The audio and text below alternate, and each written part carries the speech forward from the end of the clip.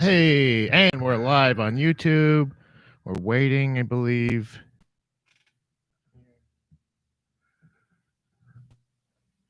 I hope we're live on here. Hold on. Oh boy.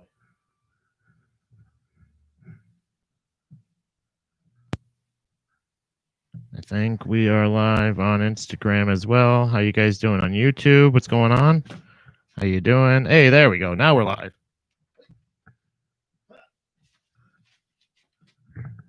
Coming in hot for this one. Coming in hot. Hey, welcome to the Gross Domesticated Podcast Live. We're live, baby.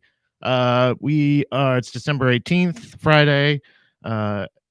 Almost on time this time. This time it is my fault because I was trying to get as much stuff ready before the show today because I wanted to make sure that I had everything ready because little Lord Stanley's going to be going to the doctor today for the first time, and I want to make sure that I had everything ready for his trip. And I also wanted to start off the show just real quick before anything else. I wanted to have everything ready behind me just in case. So I wanted to let everybody know that Jim, Brian, and I spoke, and we are going to be putting on a New Year's Eve show. Actually, what happened was he approached me about an idea that he was having about a way to raise funds and still put on a great show for people and be a part of something at the end of 2020, and to kind of help out for operating costs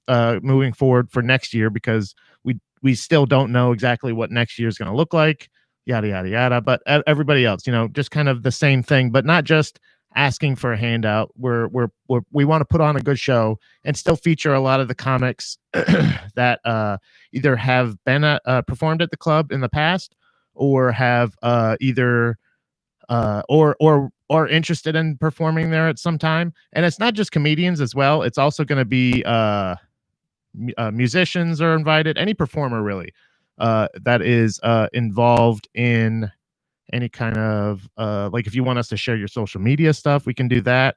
And all we ask is for videos that you can send in, like just pre-recorded stuff.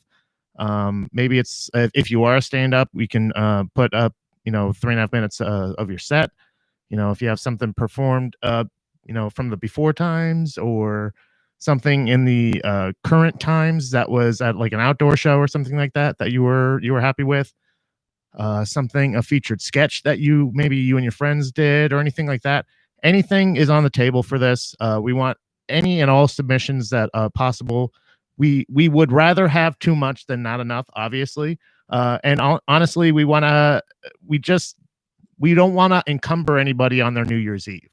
You know what I mean? Like, everybody's probably, even though it's a pandemic, there's some kind of thing I'm sure people want to do that night, even if it is just cut loose and drink at home by yourself. So whatever it is, we wanted to make sure that this is a thing people can pop on. It's going to be it's like a telethon style, but it's obviously a laughathon. That's the official title. So we just wanted to put together just a quick call to action video that we could do, so that we could let people know about the event, and also just let performers. This is kind of like a quick commercial kind of thing that we put together for it.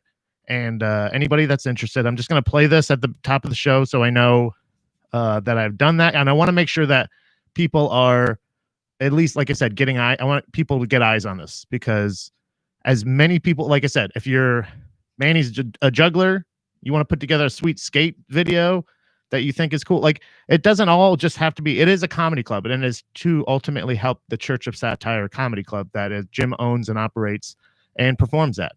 I've performed at that club many times. They've allowed me to put shows on there, and every time I have a great time. So like, it's a great environment, and it's a truly unique performing atmosphere that I don't think a lot of people are afforded nowadays. Obviously, nowadays, not at all. But it's just a cool place to go, and I've always had a fun time there. So if anybody is even remotely interested, please just take a quick moment and watch this video. think. Maybe. Hey gang, what's happening? Jim here, coming in from the club, Church of Satire Comedy Club in Hanover, Pennsylvania. It's no mystery that it's been a struggle for a lot of comedy clubs. Thankfully, we're still here, we're still hanging on. We haven't had a show since mid-March, so it's been really, really challenging. But we want to stay here, and we want to stay open, and we want to remain a place for comedians to perform, and a place for people to come and watch stand-up comedy. We're going to put on a New Year's Eve virtual bash, right? It'll be hosted by me here at the club. I'll be the only one up here. There'll be no crowd to breathe each other's particles in and then go to the pharmacy and breathe more particles. Particles are everywhere, but not on New Year's Eve. But what I really need from comedians, and I understand that this is a big ask, the way that I'm going to do this is it's going to be kind of like a telethon. Remember, it's not just comedians, any performer.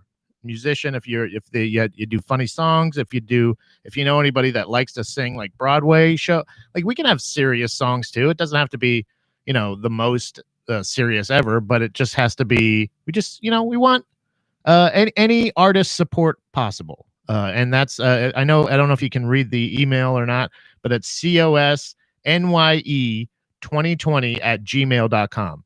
Tell any comedians that ask them about it. If you're thinking about setting it, if you have any questions or anything like that, you can ask me or Jim. I'm going to be producing and directing it, and he was kind enough to approach me with the idea that he had about the telethon. And once we started talking about it, he asked me to be a part of it, and I'm really excited about it. So if anybody knows anybody about this, I'm going to let the video play a little bit more. But again, if you know any performers that are interested in, and again, send their socials, send us your website, your Patreon, wherever you want people to send. We want it to be a win-win kind of for you, but also, like I said, hey, what's up, Manny? How's it going, buddy? How's it going, everybody? Pounding off in the chat. Casey, Karen, what's going on? So anybody, anybody interested, the email, I know you can't read it on Instagram because it's flipped. cosnye2020@gmail.com. That's where you email your videos. Where I'm going to host it up here, and then I'm going to ask that comedians send me a maximum of 3.5 minute long video. That video can either be them doing some stand-up, send me a video of your podcast that you record, doing yard work if it's funny. I don't know. Musicians, if you want to send me a 3.5 minute video of your best song, perhaps, we can put those in there. I want to string these together, but in order to keep the quality of the content in its highest form for streaming reasons, I want that to be pre-recorded. It's going to be a free show for everybody. It's going to be broadcasted on the club's Facebook page. Pat George is going to be directing it, and I'm really excited because me and him are totally vibing on the same page with what we want to do. We'll put the Venmo for the club up there so that people know. I want the club to be. You know what? Every time I went over this video quite a few times. I tried to chop it down to as small of a video as I could to get as much of the information out there as possible. But I wanted it to be clear on all levels. Not only have I still gotten questions about like the length and where to send them and everything, but every single time Jim brings up the Venmo, I think, oh, I should ask him what the Venmo is, because we should start probably putting that on some of the promotion as well. And we haven't. So, first time director, usually it's Baby Mermaid Productions, not Directions. So I just want that to be known at the top of the show. Productions, not necessarily directions. And again, maybe this is the same thing and I fucked up, but either way, ask Jim for the Venmo. Part of something, this year again before the year ends, and this is the best that I can do to feel like that is something that is actually going to happen. So I really want to get some help from some of you comedians in giving me the content that I can sort of introduce one after another. And this is to help me. This is to help the club. This is to help us put something out there that if people feel compelled to drop a buck, we're going to put all of that towards 2021 operating costs here at the club, because let's be honest, there's just no way to say that everything's going to go back to normal next year. Right. We have realistic goals is basically what we're trying to say, is realistic goals here to try to raise funds for 2021. That's it. and we want to get as many eyes on this as possible and as many artists contributing as possible, because we want to that hand in hand automatically helps people. We want to help as many people as possible, and but ultimately keeping the club open and making it possible for all the people that are able to help, or that have been able to help, or have helped in the past, or been on these shows. You know, you've performed there. If you've performed at the Church of Satire, I don't know if I've met anybody that's had a bad experience there, or has a bad experience there because of the church. Like, you know what I mean? It's not necessarily, or with Jim in particular. I don't know anybody that's met Jim that thinks ill of Jim Bryan. So this is a personal ask. This is a professional ask, because I am professionally a part of it, but I also personally really enjoy performing at the Church of Satire. That's the club that I like to perform at a lot, because I get to perform at it a lot, and because it's such a it's the best environment for that. Like, the fact that I get to perform at a place a lot, and it also is a place as cool and run by somebody as cool as Jim. That's why I want to help. So I'm putting forth as much effort as I possibly can, and I will, maybe it'll get old with how many times I bring it up, or I post about it, or I'm talking about it on the show. But honestly, I just want to make sure that I can get as many eyes and ears on it as possible, because I love the Church of Satire. I love Jim. Everybody else that works there, everybody involved really with that place is great. So I just want to help out. So if you know any performers that would like to be involved, have them email a up to 3.5 minute clip. Nothing really exceeding that. I mean, if I'm able to, I might trim a little bit if it is over, but we want to really keep it on that schedule. And like I said, we want to try to get as many submissions as we can and get them organized before the show. The show is New Year's Eve, so we want to have as many clips as possible ready to go, with the promotion ready for you guys, and we'll throw to the clips. Basically, how it's going to be is Jim's going to be on stage. He's going to be thrown to the clips. I'll be most likely at home from the command center, and me and Jim will have we can talk back and forth. Upload to where? So if you email it to cosnye2020@gmail.com. Any clips up to 3.5 minutes of basically any performance. If you deem it worthy and you want to help the club out, you want to try, we're going to be promoting your video. We want you to help promote the club so that one day you can come perform at the club, so we can stay open. Essentially, that's so we can continue to have this space for artists to perform, because it's great and it's run by great people. So again, cosnye2020@gmail.com. Send any performances of your stand-up clips. It could be a stand-up clip, 3.5 minutes up to that you had from before, in the before times, the current times. Like if you had a sweet outdoor show that you've done during the pandemic, or indoor show, whatever. I'm not here to judge. It doesn't matter. Like that way, also, we don't have to worry about like, oh, we want people to be on the Zoom and have laugh and do this. I'm just playing. We're just cutting to your videos.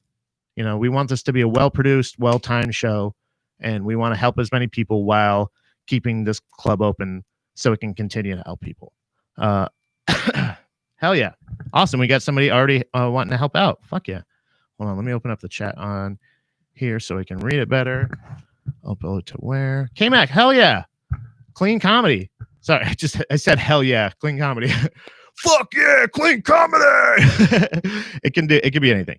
So it obviously it's not going to be porno. I just want to let that be known.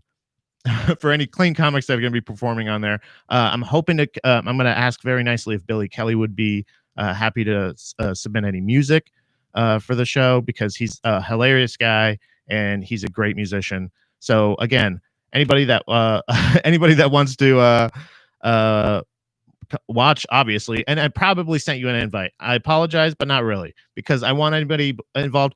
Put it on and set it down. Like, it doesn't matter.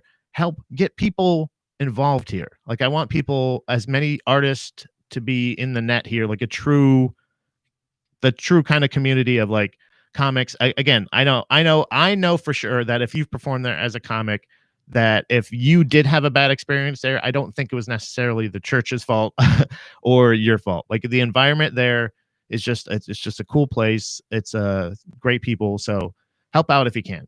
I apologize for overselling it, but again, I'm apologizing in advance for overselling it. So it's gonna happen. Let's see here. All right. Speaking of helping out and trying to keep as much, I had a really fun time. I did Andrew Hamilton's podcast. Again, Manny says I love how Manny pointed out in the last episode that the first part of the show is just basically, or eventually, the whole show is going to be me just talking about other podcasts and stuff like that. But Andrew Hambone Hamilton, old Hitler tits himself, asked me to be on his podcast. He's asked me multiple times in the past, but I have not to this point. And we finally got our schedules down. And it's a human interaction podcast. That's going to be out. I believe he said that our episode would be out on the 24th of December, Christmas Eve. God bless. So if you want to watch that, check that out. I think it's on YouTube. I believe the audio is on all platforms. I honestly don't know. I feel terrible for saying that, but I actually not really. I don't feel that bad because it's Hambone. But there's we had a really great conversation about aliens. We talked about how I turned my back on Joe Rogan. We got into a lot of cool stuff about, like, it was a later podcast, and actually I think I was coming off a podcast right after it, so it took a little bit, it felt like, to get going, and I was kind of snacking on some sugar cookies in between to try to get my energy up, and but we ended up getting deep into alien talk. We talked about again, like I said, just basically people. I think my frustration, again, I think there's been multiple times on this show and many podcasts where I've gone deep into a rage about something, about a mask or this or not, because I'm as fed up. I feel like the thing that sucks about a lot of the quarantine experience has been the fact that it's been frustrating, but it's also like, no matter if you believe that it's real or don't, it still sucks. Like I still don't want businesses to fail and anything else, but I also don't want the virus to continue, blah blah blah blah blah. So we didn't get too deep into that, but it was more, that's just a little hint on why I'm kind of fed up with I got fed up with Rogan finally. But we also talked about the snow that was going to be coming up, and I thought it was funny because I just straight up took the guy's idea.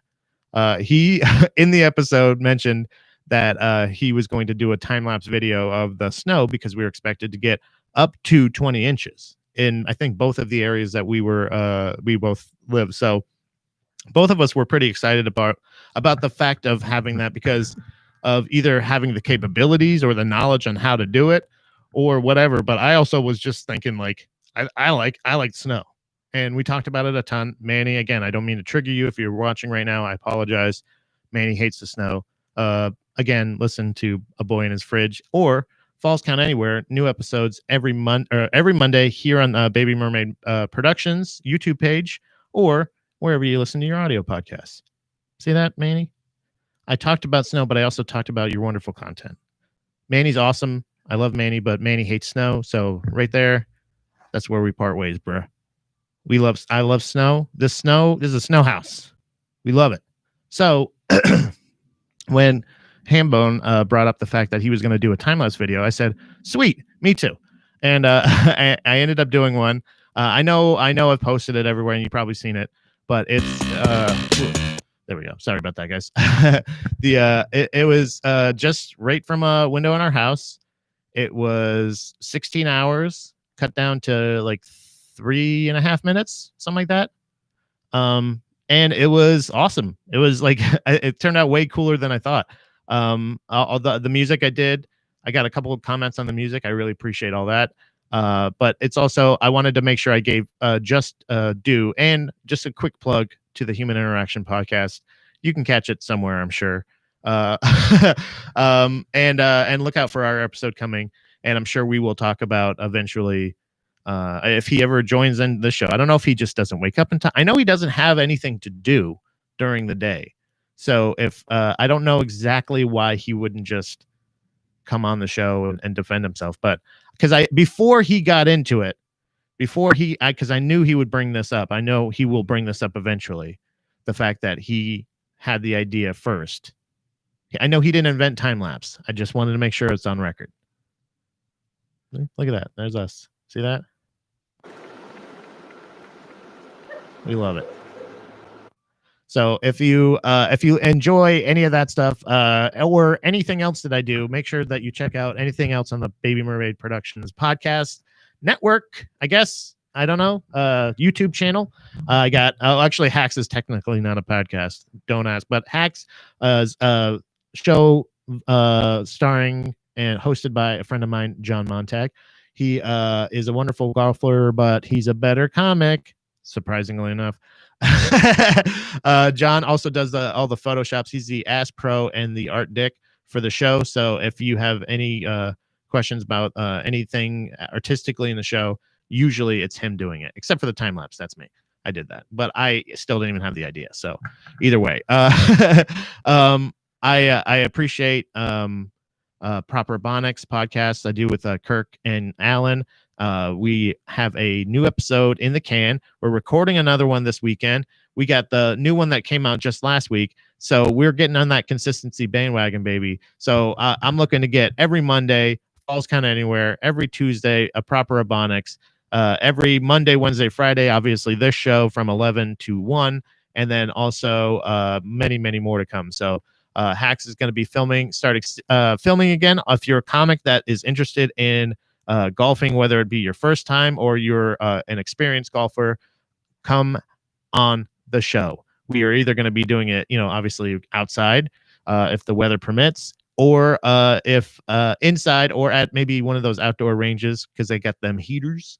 So I don't know. If you're interested in golfing and you're a comic, contact me or John about being on the show. You can follow John Montague Comedy, Montague spelled, Montag said, John Montag, or Hacks at Hacks Comedy Golf on Instagram. So, and if you want to pound off in the comments, like K-Mac was, or Manny often does, John as well, follow the show at Baby Mermaid Productions. We go live there every Monday, Wednesday, and Friday. Also, What About with Andy and Pat that I do with Andy Malafarina on his Twitch channel and Instagram Live every Sunday evening at 7 p.m. Catch us there. We talk about albums from our past, and you can check us out there. So if you like any of that stuff, check it out. If not, hey, I appreciate you trying it out. Still hit the like button though. If you're watching on YouTube, please hit like, please subscribe, please get the notifications. I would greatly appreciate it. So we will get into the next. So I don't know about anybody else, but I don't necessarily like going to the doctor, and I don't know what it is. I think it's the Florida. I think it's the Florida in me. Hell yeah. Casey Nick with BMP. Fuck yeah. We're coming up with merch too. Don't forget, I'm coming out with nudie pens. Don't forget, nude dude pens. I'm not going to pose for it because I don't think other Ron would want that. I don't think other Ron wants to paint me like one of his French girls. Boom, ba, ba, ba, ba, ba, ba, ba, ba, ba, ba. Boom. Production. I have to do it live because I don't have any budget for anybody else. I'm the exec pro and the just regular dick, whereas John's the ass pro and the art dick. So, Casey, I appreciate you. And again, make sure to tell any of your friends about the Church of Satire thing. I don't like going to the doctor, even when it's my cat. And I think it's I don't know. I think it's the Florida in me. I think it's the ultimate, or the fear. It's hard to tell if it's a depression thing, if it's a anxiety thing, if it's like it's the fear of the unknown. It's a fear of death, obviously, but ultimately, and I try to do this. This was the issue. I feel like with my dentist thing, because I had never been to the dentist my entire life. Like and that was, it's weird because like it was like a shame mixed in with it, but it was a I don't know, it was also fear. Like it was a fear. So it wasn't like I was scared of the dentist, but I know people like go to the dentist all the time. It's when you don't, like I try to convey this to people because I've had the experience my whole life of being somebody who, if I'm scared of something, I will avoid it. I used to just avoid it because of what the reality I've created in my mind of what it is. So like I tried to actually turn it into a bit originally, when I did, I would say, like, when I pictured what the dentist was, from like how people explain like what dentists do, and like how, and just like from what depictions of them I've seen or anything like that. And obviously any depiction you've seen in a movie is definitely heightened one way or another, some way. But like dentists in general is the normal stuff is, oh yeah, they scrape and they do this and they do whatever. And like, and it's just like, God damn, I don't know about this. But like it's one of those, like, it's almost like it's just immersion, what is it, immersion therapy, where you just like, oh, I'm most scared of this thing, so I'm just gonna go for it. I'm just gonna dive in. So that's what, like, so eventually it kind of turned into that. But still, like, medically, I still feel like I can't do that. And I don't know, and I can't blame the pandemic. This year I should have been able to continue those steps. I actually went to the dentist for the first time during this pandemic. So it's not even that. It's like it's the fact that, uh I don't know, it's just a weird thing. So so with the cat especially, like, it's ultimately, and the dentist or anything else, I had to use reason because I cannot argue with reason for the most part. Like, it's the weirdest thing. I thought about this yesterday when I was finishing off an entire frozen pizza by myself. I ate an entire frozen pizza by myself, and I was like, I think I'm at that age where this is actually dangerous, and I may not, like, I'm not realizing it. Like I'm not exercising as much as I was in earlier times. And my age at this time, like, this is like, it's like one of those cholesterol. Like, my veins are bad now. I'm at the age where my veins are gonna start to go bad. So I need to look out, because otherwise it's gonna be bad news. Like, I gotta stop eating entire pizzas by myself, because otherwise it's gonna be bad. Like, it's just bad now because of, like, going to the bathroom or anything like that. But I don't want it to be, I don't want it to be bad, like, oh, you have like like high cholesterol and shit like that. That shit's weird to me, because just naturally, if I feel like I have a pretty mild palate.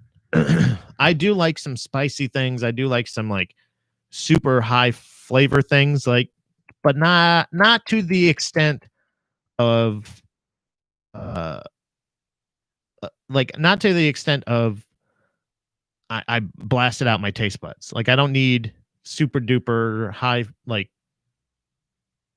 potency spice. I don't need a I love Indian food, I love Thai food, but I just don't have the anything else. Like, I don't feel like I do a ton of sugar. I do have like weird spikes where I love, like, I'm fucking digging sugar. Like, I ate a fucking fuck ton of cookies in the past couple of days, but not but again, that was another thing where I'm like very conscious of it, but it's the fear of not knowing. So it's like, I'm at the age, yes, where that may start affecting you poorly, but maybe I haven't done it. But I just think about my past. I In the years where, like, I in my teens and 20s, I just a madman. I mean, fast food every day, a lot of days in the teens and 20s. A lot of the teens and 20s. Maybe not the whole, not like early teens, not but when I could start driving on my own, it was pretty much fast food. A fast food meal every day. A fast food meal almost every day. I feel like that's a pretty good presumption. Like, the average. It might average out. Because, like, some days there'd be two. Those days, even those days, I would have two fast food meals in one day and still be like, man, I should probably stop doing this. I should stop. I should stop eating like this. This is gonna end up worse. So, like, going to the doctor is, I rarely go to the doctor on purpose, or I plan to go to the doctor. I plan a trip to the doctor very rarely. Very rarely. It's always like, oh, this hurts so bad, and I've tried this, or my infection won't go away, or whatever it may be, or a skin thing, stuff like that. Like where you're like, shit, what the fuck is that? Like that stuff, I'll go to the doctor. So I'm not a complete idiot. But if it's a matter of like, oh, I should go preventatively to see if there's anything wrong with my organs or veins, it's not going to happen.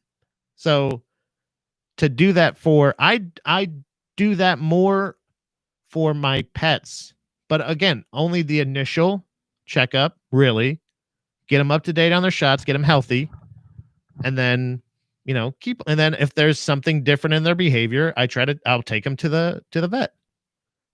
So it's hard to be hypersensitive to it, but it's also just regular checkups. A lot of times you can avoid those, but not completely. So I kind of go with the ain't broke, don't ain't broke, don't fix it. If it ain't broke, don't fix it model. I go by that model usually, which not good for your body. You should, even if it's not broke. What's up, Ron? How's it going, pal? I don't go to the doctor. How often so everybody, like, is this, I don't know if it's a generational thing. That's what I was saying, is like, I don't know if that's a Florida thing. I don't know if that's just a complete lack of self-preservation that I'm experiencing. Is that low self-worth? Like, I don't know, or is it straight up generationally, or are there just types of people like that? I don't know. I don't know if because again, with most subjects, I'm not the best bar as far as, what's up, Alex? How's it going? He probably goes to the doctor. Alex probably. I'm assuming, obviously, but I bet he goes to the doctor. I just don't do it. I take my cats to the doctor more preventatively than vice versa. Then they take me to the doctor. Yeah. I don't know. I don't. I think it's the fear, but it's not that I'm not conscious of it. I do have a fear, and I'm very much aware of it. But I don't ever take oh, you never go to the doctor? Yeah, I don't know. I don't understand it. I don't. So, okay. So maybe it is a generational thing. Maybe it is just a type of person thing. I don't know. And which one is better? Which one is it better to be a hypochondriac, or is it better to be somebody that's like, oh, fuck, like, like I have this weird like bruise on my leg that I don't think, like, I haven't done jujitsu in a while, long time. Like, I feel like a month. It feels like a month. I don't know how long it's been. I'm trying not to count the days. I'm trying not to say like, oh, it's been this many days since this class. But I'm fucking going crazy for sure. But I've had this bruise on my leg that I don't know what it is. And it doesn't necessarily feel like a bruise. And it's been there for a long time. And I'm like, oh boy, that's probably bad, right? That could be something bad. But But if it clears up, if it at all clears up, it'll be out of my mind. It's gone, out of sight, out of mind. I also have a very strong method for if I feel a lump or bump or like a weird thing on my one side of my body, I check for it on the other side. If I have it, like, so I have these weird little like I had these little calcium things on my wrists. I have one here. And I have one here. It's a little bump here. I was like, what the fuck? It was new. And I was like, oh, I don't know what the fuck this is. It happened when I was, I think, early 20s, late 20s. No, sorry, late teens, early 20s. And I got really concerned because there's a little bump on my wrist here. And I was like, oh, shit. Oh, there's one right here. So either both of my wrists are fucked or none of my wrists are fucked. Either way, I'm going to go for it. And I'm still good. I still feel good. That was a long time ago, and my hands are still good. So if I feel like something here, I'll go, uh-oh, there's a lump. Oh, what's this? What's this? And I feel here around the same spot. If there's another lump, I'm good. All I am is symmetrical. Now, if I keep feeling if there's another lump, oh shit, then I might go, and probably still even not. I don't know what it is. It has to be an emergency for me to go to the doctor, and I don't understand that. I don't understand that I don't understand that mindset. I don't understand that like what led to that type of thinking. because I'm not necessarily like a machismo guy. Like I'm a pretty, I'm a, I think, I don't know, maybe not, but I think it's a much more of a, in my case, it may be more of a less self-worth, more, I don't know, who knows, but either way, little Lord Stanley's going to the doctor today. And for the longest time, I was going like, "Oh, this is awesome. Finally, we're gonna take him because his breath stinks. We got to take him in." It's a thing with we looked it up. It's a thing with teething kittens that when their big kitty teeth start growing, it's like their mouth starts, they're teething. Their mouth is like producing extra saliva and stuff like that, and it can cause gingivitis for them. And the best thing to get is like one of those. It's a little thing solution you can put in their water that helps them, or it's also there's another thing where you can what's that, like greenies, anything like that, like treats, stuff like that. What's going on, John? How's it going, pal? There's a lot of things. So I at first, like, I was like, cool, we can kind of just either get that stuff, but either way, we want to take him to the vet to make sure, like, get his teeth checked, check his poop and stuff. I had to fish out a turd and put it in a plastic baggie before the show. I know it's probably TMI, but either way, that's why I was late. I had to fish out a fresh turd for the vet. So I wanted to make sure that that he's obviously up to date with his shots, or like make sure he gets his immunizations, his anything else that would help little kitten development, but also just make sure that he's not going to pass anything on to the other kitty cat, Clopoke. And we can finally start trying to get them used to each other a little bit more, besides just having them smell each other under the door and hiss at each other and shit like that. So obviously Clopoke hisses at him and he's just kind of like, what the fuck? But again, I will say it is very funny, the fact that, not funny, it's not funny, not like haha funny, but in Clopoke's mind, if she does have a mind, as far as as far as conscious of our house, and the fact that Dobby, rest in peace, Dobby Robertson, of the Dobby Robertson Memorial Caddick, long live him, he passed away in that room. And in the room that we are currently quarantining our new gray kitten is the same. It's the same room. So as far as Clopoke knows, there is a cat in there.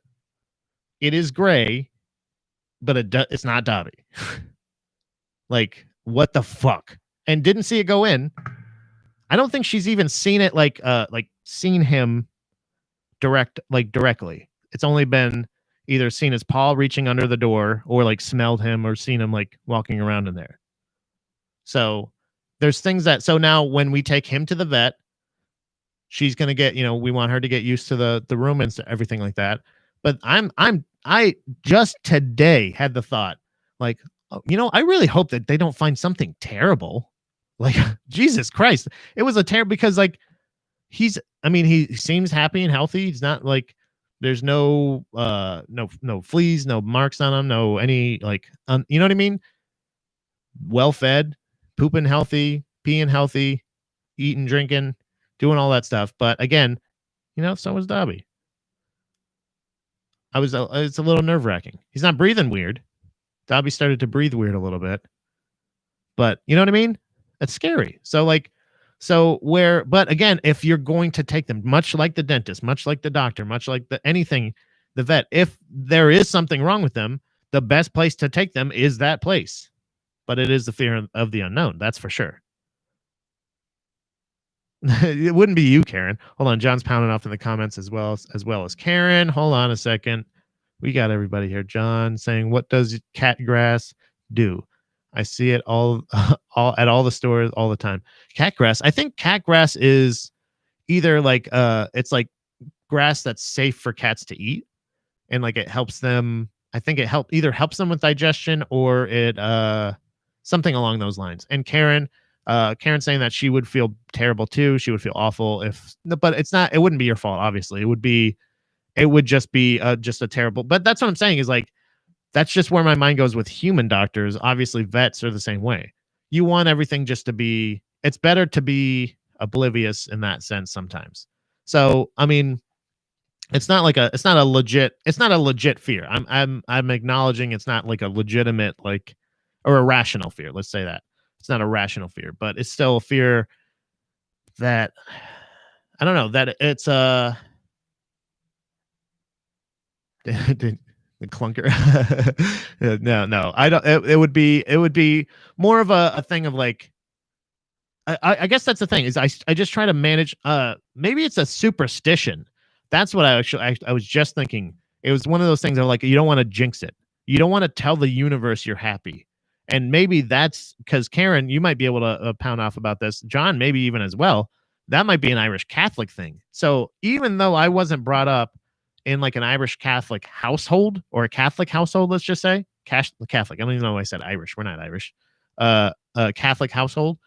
I think my mom was. Oh, I know for sure my dad was. So whatever possible influence that may have had as well. But there's still guilt. There's still like a you know what I mean? There's almost like a feeling of no. Don't be happy. Don't be happy, right? Don't tell anybody or don't show off or don't like, I don't know. John's pounding off. Damn, did Karen give you a clunker of a kitten? I gave him a lemon kitten. I will feel awful. If I gave him a lemon kitten, I'll feel awful. The guilt would kill me. Well, you don't have to go all like conehead on me and everything. I would shrivel up and die. Look, it's not a, and it's not it. There, I mean, it's 3 months after Dobby dies. We get a new kitten. So obviously we would move on. Do you know what I mean? Like that, we had Dobby for like 9 years and we were like, okay, well, we can find love for another cat. It wouldn't be the end of the world, but it would just be like, fuck, like getting so emotionally invested in a kitten because we haven't done it. We actually haven't done it the right. And that's what I'm actually kind of excited about is the fact of the control that we have over the kitten. The fact that we can say, okay, so we get a nice a little kitty cat, and we actually are going to introduce him the correct way, like the way that they actually suggest when you're introducing a new cat into your home with existing pets is like have them in a room and have your other cat in this room. They also say to try to feed them on each side of the door, but like Chloe is so used to like getting fed where she was, like it was weirder for her to like, she's like, what the fuck are you doing? Why are you putting my dish here? Like, so, and again, cats are so fucking finicky and shit like that. You're like, well, just, all right, whatever. Most of it's right. So they say, have them in separate rooms and then take one out and like switch them essentially. But again, we're not going to be able to keep Chloe in that particular room for any amount of time. That's ridiculous. She would fucking tear that room apart. So while we're at the vet, obviously I'll leave the door open, let her go in there, check everything out and go like, what the fuck? This kitten smells. His breath is stanky. He probably plays like an asshole, but these are his smells. He's been on all my favorite spots. Fuck. But then depending on how the vet goes, like if he needs some time to rest, if they do any kind of tests on him, or if they need or even if I don't know what kind of schedule that we can make for, making the, but we're eventually gonna have to cut his nuts off. Then we're gonna have to put him back in kitty quarantine, I'm sure. So either way, it's just a weird thing. We got some pounding off in the comments here. John saying, what was the word of the day for was a synonym for lemon or clunker? Oh, yeah, I got it right here. Hold on. It was a fliver. I believe that's right? My wife is a dirty Catholic. This is Ron pounding off in the comments. She has guilt sometimes, but me, I just fly and go with it. Yeah, I mean, yeah. I'm not. It's not like a. It's just more of not a guilt, but like a more of a thing of like I want to. I don't want to, like, again, I don't want to call. It's almost like, oh shit, I'm not supposed to be happy. So like, don't tell anybody I'm happy. Don't tell the universe that, we love this little kitty cat and we want him to be healthy, kind of thing. Like that's just my maybe that's just my natural lizard brain goes to me saying like, don't try that. Don't you? It's a flivver kitten, a flivver, fluffy fliffer, fluffy. You give me a fluffy flivver. No, she honestly, this kitty cat, even if honestly, and I mean this with all due respect, I'm not joking because it's an honest thought that I had, but I am not like I don't think as concerned. I'm not definitely not as concerned as like me going to the doctor and finding out that bruise on my leg is like leg bruise cancer, bruised leg disease. I got bruised leg disorder, and I'm gonna have to do an ice bucket challenge to help raise funds or something like that. I don't know what it is. Bone cancer. Maybe those little bumps on my bones are just all over, and you know what I mean, like shit like that. But again, that's probably just the weed talking. Who knows? Who knows? Really? Who cares? Take the cat to the vet. You're supposed to do that. They need to be healthy, and they can't do it themselves. If I'm doing it, I'm really only affecting me and Dom doesn't really go to the doctor either. And I kind of feel like I put that responsibility on her in the past, and she didn't really kind of pick that up and run with it. She nailed it with the dentist. She made sure that we had those dentist appointments, that I had a dentist appointment. She went with me for my first time. She was definitely supportive. She did that. But like since then, like as far as like checkups and stuff, but that's okay. But you know what I mean? Like I'm not hounding her about it. I'm not going like, did you make that doctor's appointment? Somebody needs to care about you, whether it's you or somebody else. And when it's a cat or an animal or something like that, like obviously they care about themselves, but like they need somebody to know that there's a place you can go get healthy. Casey's pounding off here. I've heard that smoking weed makes our body heal much slower. Fuck, really? No way. That doesn't make sense. I'm not buying it. See that? You're not a doctor. That's immediately, and that's what I go to. It's like the last time I went to the doctor, I think just for like a regular checkup, was for I had like a weird skin thing that I got from jujitsu that I was like, I want to like, we have to medically hit this with stuff. You know what I mean? Like with this is going to have to take an antibiotic. I got to take an antibiotic. So I would go to, I went to the thing, but Dom had the brilliant idea. She's like, well, since you never go to the doctor, and by the way, I have health insurance. I have health insurance.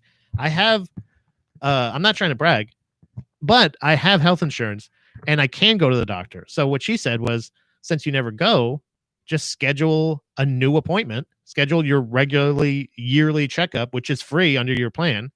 And then go there and be like, oh, yeah, check it out. I got this fucking rash. What's going on here? And they're like, oh, yeah. And that's when I realized like a physical is just basically like a DUI checkpoint. It's just kind of like getting like a roadside DUI check. Or what is it? You know, like, what is it? This sobriety test. You know, they like push me away. Now look over this way. Now walk this way. Casey's saying, something about wounds staying purple for a really long. Maybe. Who knows? Ron's pounding off. Chronic masturbation slows down healing. I don't think that's true. That can't be true because I'd be fucking dead. John saying, pounding off in the comments. Great medical advice. Always starts with, I've heard. Exactly. Well, I mean, that's what doctors say. Because if you really think about it, look, John, I'm not trying to call you an asshole, but you're straight up an asshole right now because technically doctors only heard all that advice as well. They were taught all of that. So like, it's kind of the same thing. Being an online doctor, whether it be, hey, I heard online, I heard on this Facebook profile, my cousin's Facebook profile, that this is how this works. This is how we do it. Then they're not that far off from a doctor. A doctor just has heard a lot of it over a lot of years. So like, it's like they're a little bit of a doctor. Why can't you be a little bit of a doctor about one thing? Because you heard a lot about that one thing, John. What if you have a really smart cousin that shares a lot of information? Think about it. Have you ever thought about that, John? I don't think you have. Maybe you should just take some time to think. Also, maybe look into how I can mirror this somehow or this so that everything's back to normal. That's just, that's probably an after show text or something I could send you, but not when I'm dressing you down in front of everybody. But you're the ass pro, dude. You're the art dick. Come on. Get with it, bro. Start listening to people online. Says the guy online. Please start listening to us. We're the important ones. You don't want to listen to all those people that have like all that vetted bodies of work that they have and all those industry networks that are like super like don't listen to the news, man. What's up, Cupcake? Charles is here. Just in time. We're talking medical stuff. Blue Gatorade. That's great medical advice. I heard Blue Gatorade works great to take care of certain ailments. I'm not going to go too deep into it because I don't want to burn bits. So that's what I'm talking about. Solidarity. Okay. I want to hear John pounding off, sitting here saying, I forgot what he said. What did you say? Said something about how I heard is not good medical advice. It's always great medical advice. Doctors heard everything they are practicing. Oh, because you read? Oh, I read a headline. There you go. I read a lot, John. It's all about very important adultication. You understand?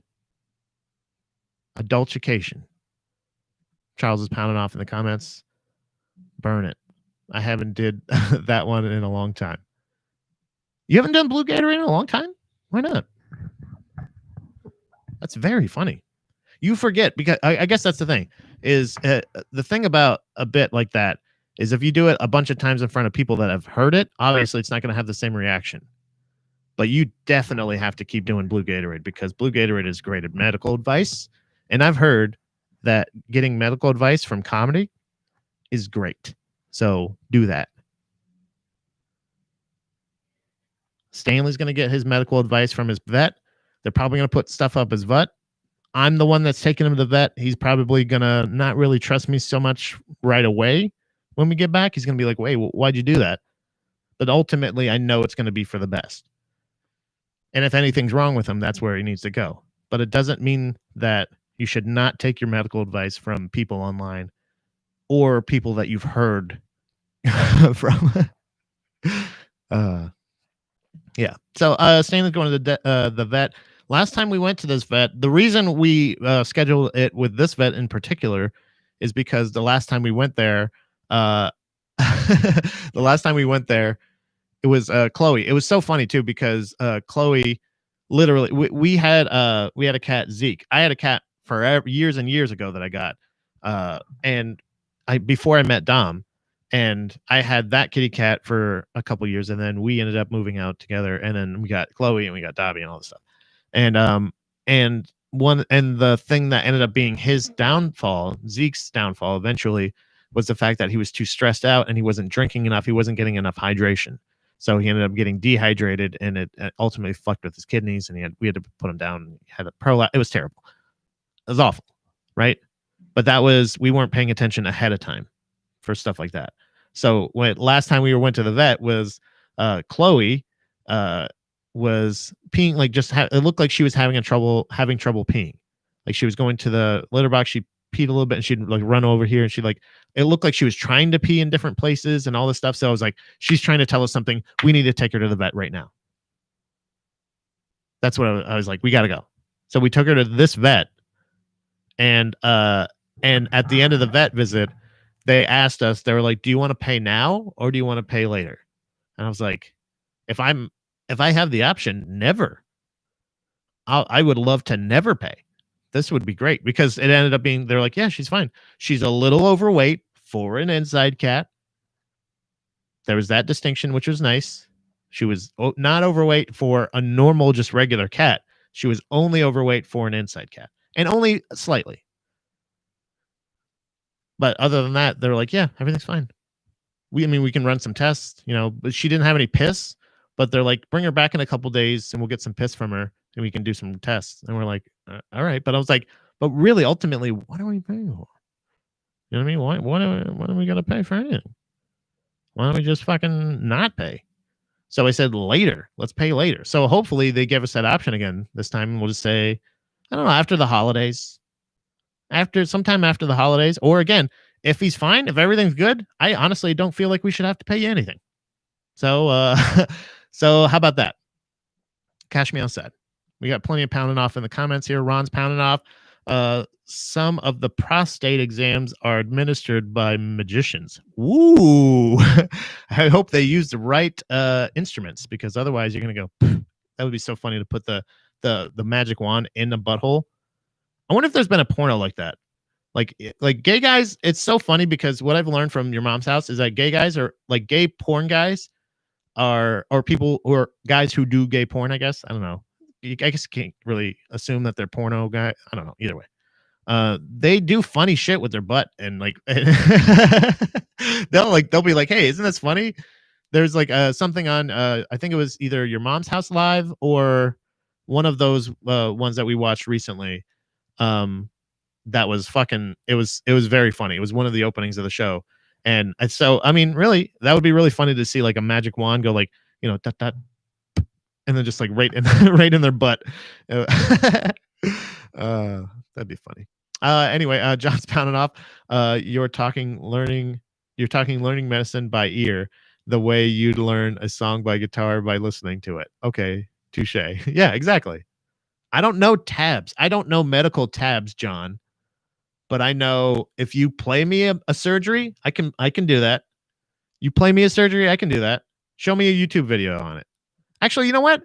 Give me a YouTube headline. I'll read it and I'll fucking perform the surgery, bruh. I made a very insensitive comment when a person that I knew, it was, I believe, a coworker of mine that was calling out because their dog was going in for surgery. And I said, "Are you doing the surgery?" Obviously, very insensitive, but it was also like, what are you doing? But then also, I don't know, maybe she was educated in surgery. Maybe she was. And that's nerve-wracking. I'm not going to do 2 jobs in one day, especially if one of them is performing on a surgery on my own pet. Terrifying. I could not concentrate on that.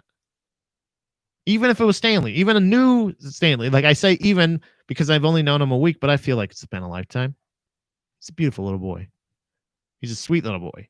So I want the best. And the best is to get him to the vet, get him checked up as soon as possible, and hope that they don't charge us for it.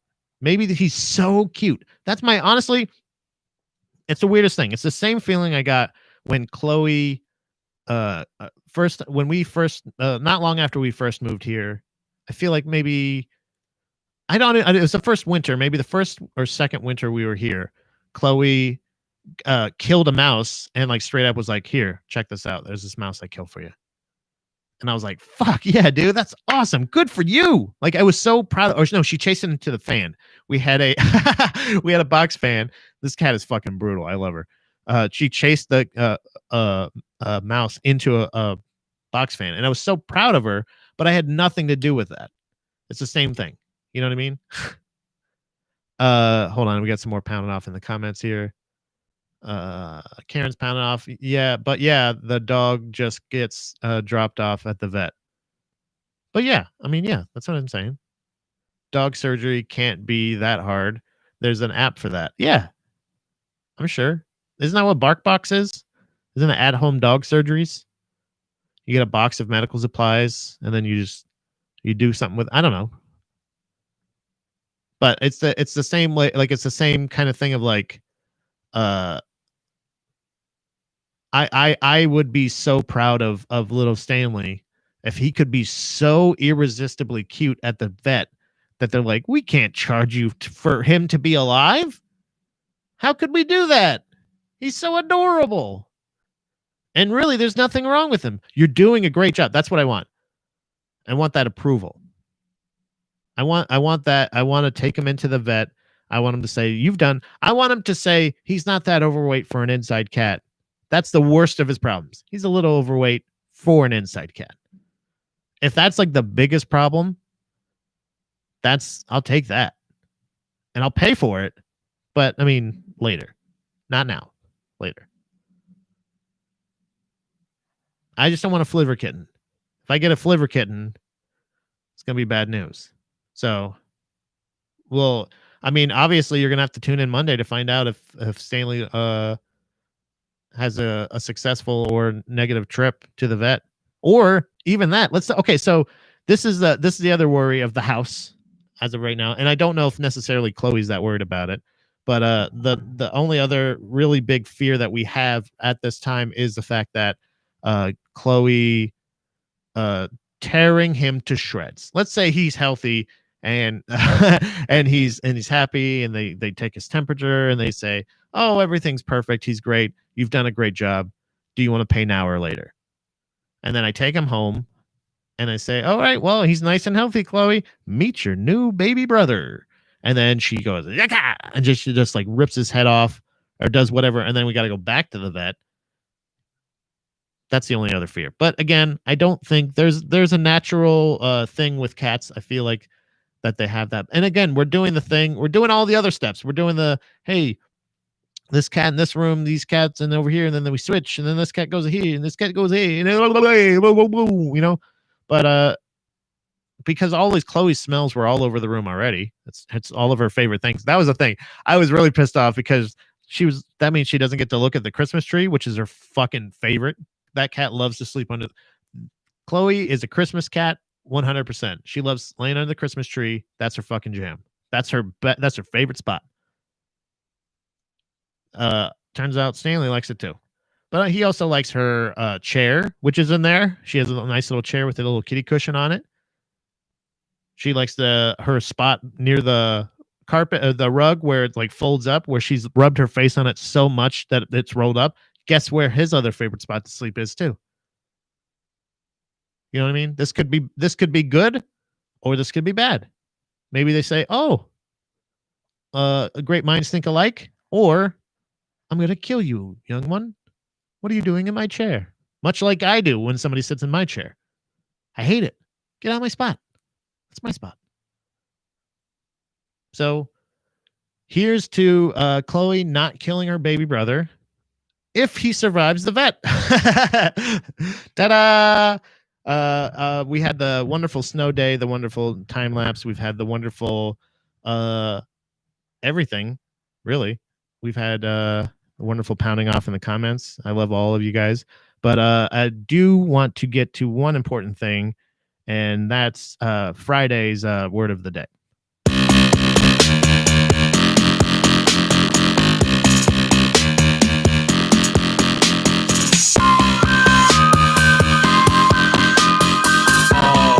The day. We had a banger of Monday, and we had quite a few words that were all kind of just log jammed in because I was so excited about the wonderful graphic. Again, shout out to Ass Pro and Art Dick, John Montag. Montague spelled Montag said. Follow him on Instagram and everywhere else. Well, actually, I think that's the only place really. Instagram at he just has multiple accounts. You have like, never mind. I'm not gonna blow up your spot. These multiple accounts, but you can follow. He runs the Hacks Comedy Golf account where you can watch past episodes of Hacks. Look for future episodes coming soon. Also, Montague Comedy, MONTAGUECOMEDY. That's his name. That's how it's spelled, but it said Montag. John was brought up one of the words of the day. Word of the day from words of the day. Jesus Christ! One of the words of the day from Monday. It's too many days. Which was flivver, which meant a piece of shit car. Basically, it's a flivver is a piece of shit car. That's FLIVVER. Flivver is one of my least favorite words that I've ever said. I hate saying it. I don't appreciate it. These are all these are the words that are on like the Tuesdays, on the Thursdays, on the Saturdays and Sundays, stuff like that I never go over because I just try to keep them on Monday's word of the day, Wednesday's word of the day. And these are all from wordgenius.com. Free plug, literally. I have no idea how I got on that mailing list, but I'm excited because it's giving me a whole segment and this beautiful graphic. Look at me. How cute am I? That little boy needs to go to the doctor. Also, there was camber, Camber, which meant that's like the curve in the road. Very boring words of the day so far. Flivver, not fun to say, but it kind of works for my car, especially. That's a flivver out the gate. That's a Ford flivver. I drive a 2011 Ford flivver. Mean, Mien. That's just demeanor. That just means your demeanor. It's a word that is just a cool abbreviation. I just like that one. I love that word of the day. Because we were having fun with the words, right? And pounding off in the comments that day. John was saying mean, like MEAN, MIEN, because he's mean. That's your demeanor. Also, a Phyllis, which was a cool one that I liked, which I like leafless trees. They're leafless trees, or if you are me, it is just a singular Phyllis, just one Phyllis. It's a Phyllis. So last one was super fishies, and that is a surface or your feelings. Super fishies. I hope you're not superficial. Oh, that's what that means. So then Wednesday's word of the day was very much mistakenly at first by me to be solidarity, but it actually is hold on. I don't know if you heard that. Did you hear that, guys? Solidarity. There it is. But it was actually sodality, which Karen was so happy to defend as a religious guild or brotherhood or sisterhood of the traveling Catholicism pants. She was part of a sodality, and I hated that word too. So today is fun. It looks like it was going to be fun, and then I looked at and I think this is the word I'm thinking of, and it might not it just may not be spelled the way I thought. That happens often. So this could be very easily could be a word that I'm already aware of, but was not aware of how it's spelled. And that happens. I don't know how often that happens for you guys, but it happens to me quite a bit. So, all right. So I have, let's see here. All right. So this one is LAGOM. Now, my first thought when I thought I know that another word for I think a pea or a bean is a legume. Is that right? Or a nut? Can't remember. But a legume. But then I think about the word lagoon with an N, and that's like the creature from the black. To live simply. I think she looks them up. I know for sure she looks them up because we're all watching on phones or some device or anything like that. But she thinks that it is to live simply. But it says legume, LAGOM. Is it lagum? Lagum? Lagum up. Let's find out. LAGOM. Lagum. Ugh. This is almost Flivver level of not liking how that sounds. Hold on. Lagum. I don't like it. I think it's just how is that how you pronounce it? Yeah, I love how they pronounce. Okay. So devil's advocate here. Okay, let me just English lesson real quick from Pat. Let's just find out. Let's find out if this is an English lesson. Maybe I'm about to school all you fucking idiots out there on how you should be talking, because I like spelling things phonetically, and I know how to spell things phonetically because I know what the alphabet is. I know the alphabet. I know H goes. Okay, so when they say, okay, so here's the word LAGOM. And then they say, okay, here's how you pronounce it. And then they spell it phonetically to show you how to pronounce it in case you don't have the ability to listen to it. they spell it this way: LAH-GAWM. That's a way different way than I would lagum. Lagum. Why don't you just spell it that way? You're inventing a word. You made up the word lagum.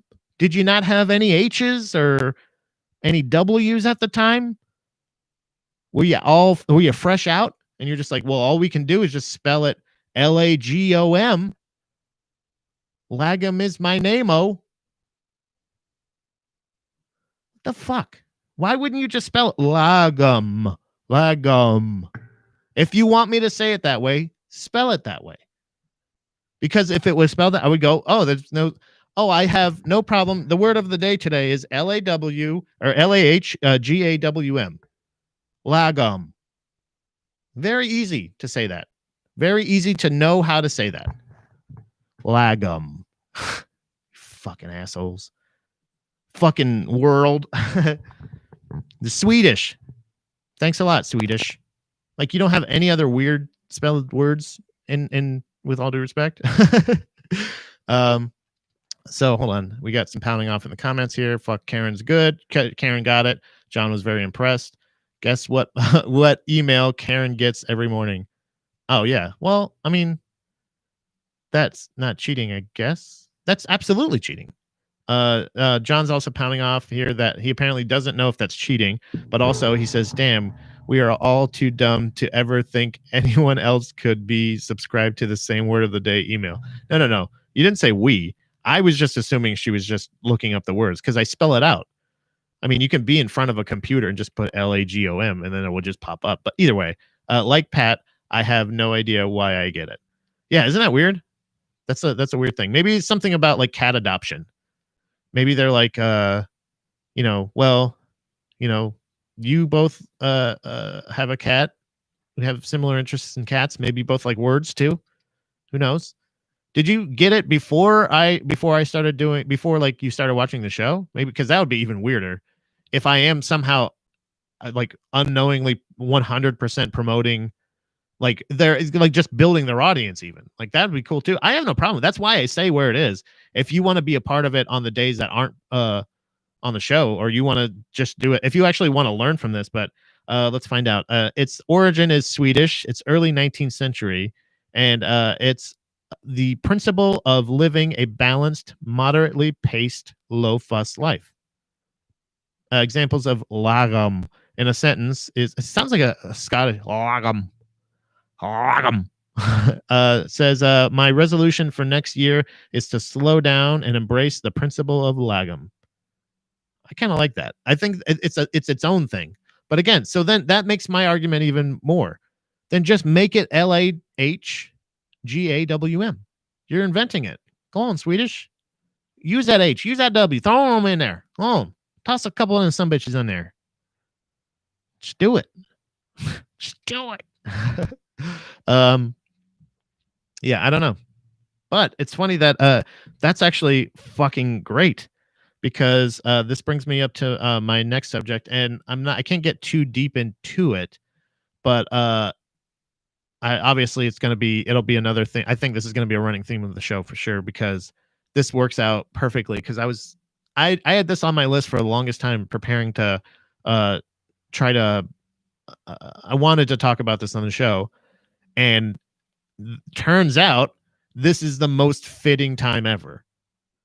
And that's fucking awesome. This is very exciting. I know you guys aren't as excited as I am, but holy fuck, this is exciting, because I was planning on talking about, again today, trying to bring it back, the art of Swedish death cleaning.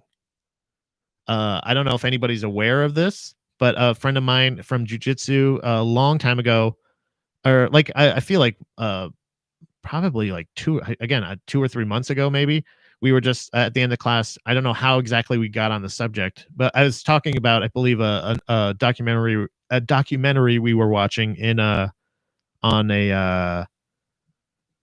or that Dom was watching on about like the right to die in Oregon, I think it was called, or something like that. It was like a documentary about families preparing for basically assisted suicides for terminally ill people. and so they could die on their own terms as opposed to like just withering away in front of their family. I know, very fun, exciting conversation.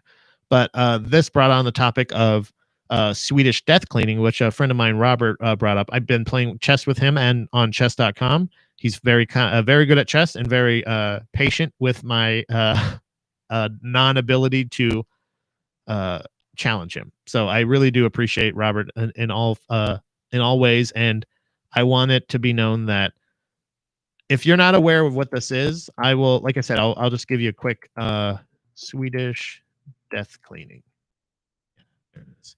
So Swedish death cleaning was probably one of the coolest things that I heard of since sky burials.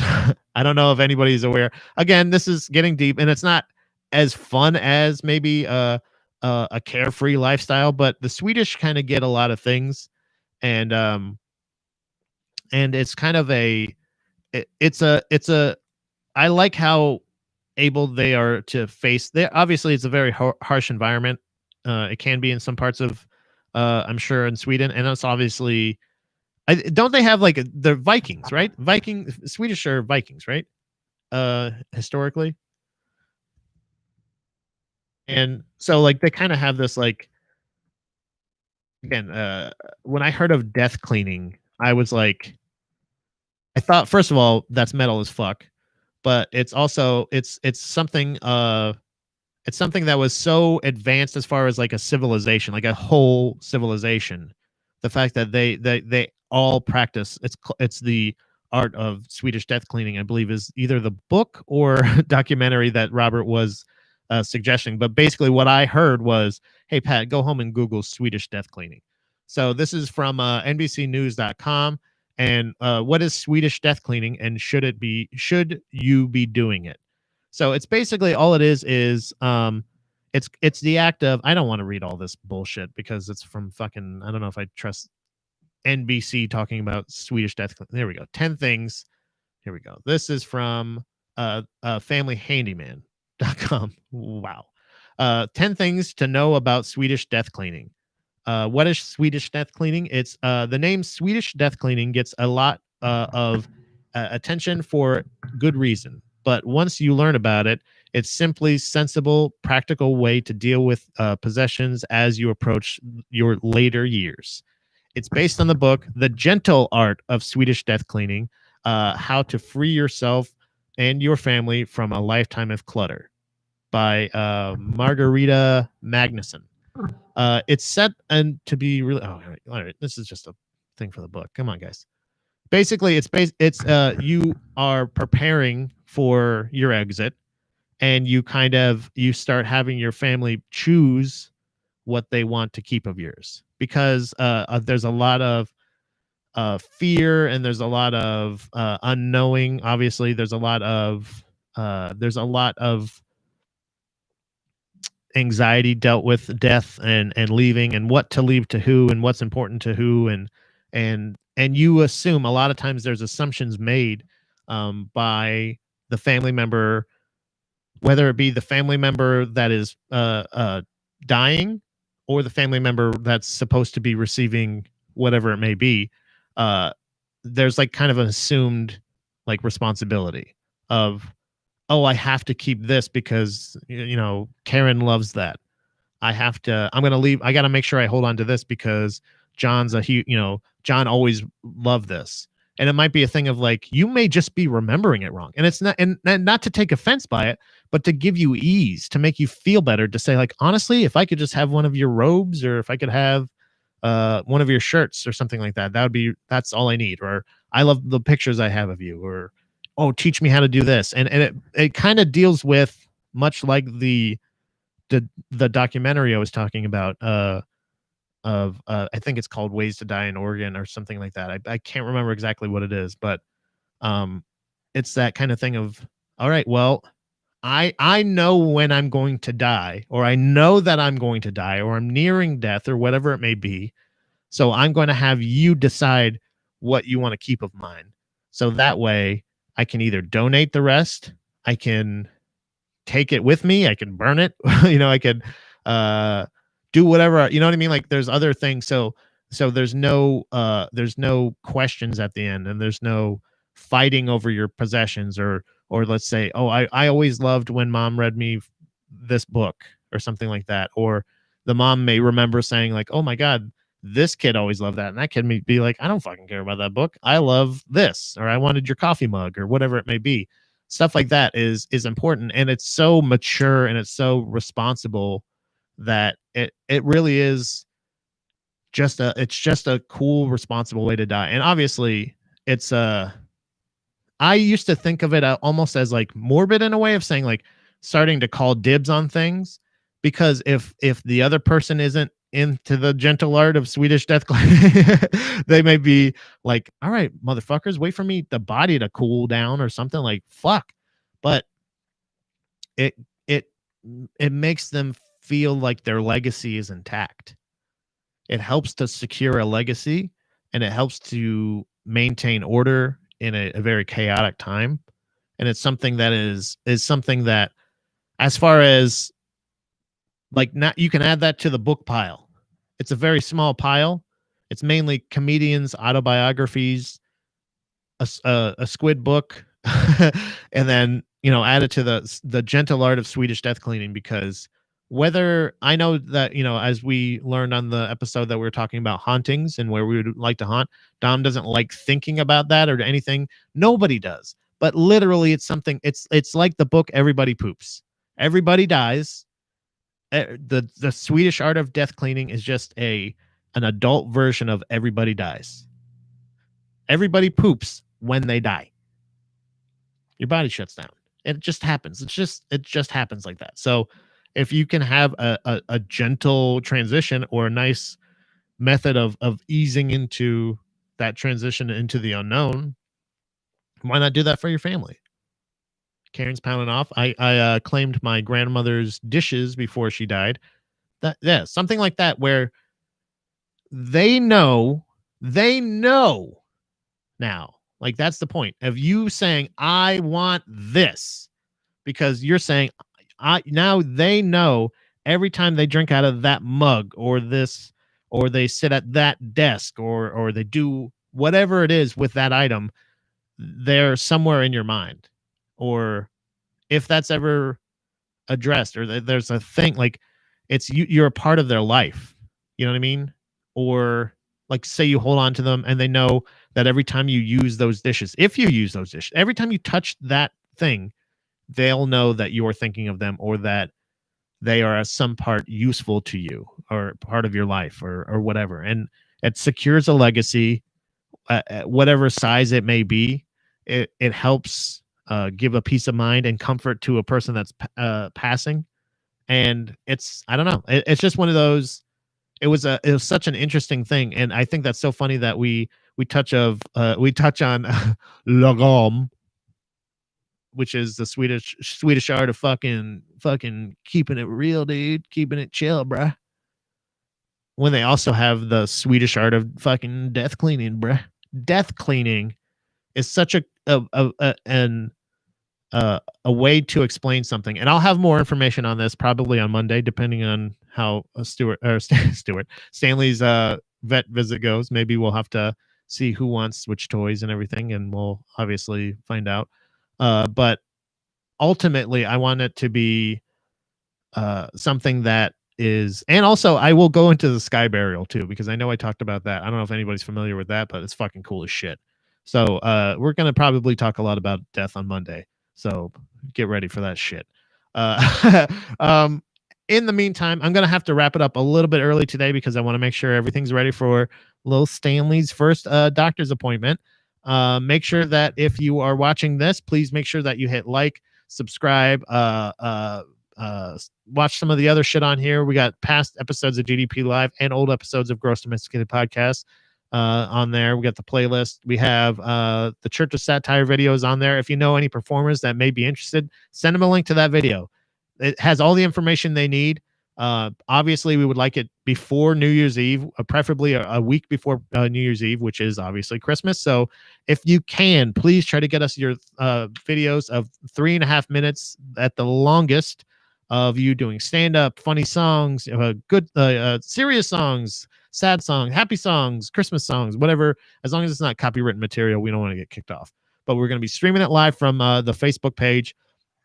We want you there. So if you are available to join us, just accept the invite. You can see it there. You will see it on the page as well. And if you are a performer, please send your videos in to cosnye2020@gmail.com. And we would be happy to feature you and give you a plug on wherever you would like people to be sent.